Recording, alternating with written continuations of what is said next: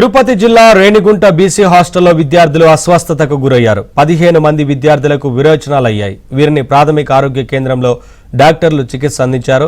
అనంతరం మెరుగైన వైద్యం కోసం తిరుపతి రుయా హాస్పిటల్కు తరలించారు. విద్యార్థులందరూ సురక్షితంగా ఉన్నారని డాక్టర్ తెలిపారు.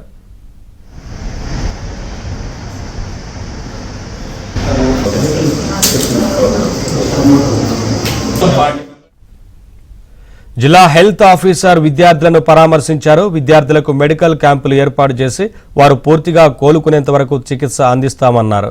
నిర్లక్ష్యం వహించిన హాస్టల్ యాజమాన్యంపై కలెక్టర్కు నివేదిక అందిస్తామన్నారు.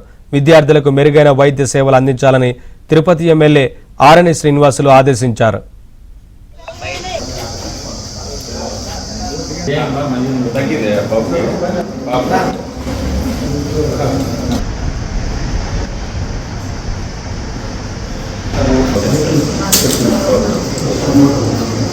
పార్టీ మెంబర్స్ ఏమన్నారు, పార్టీ 60 మనకు 50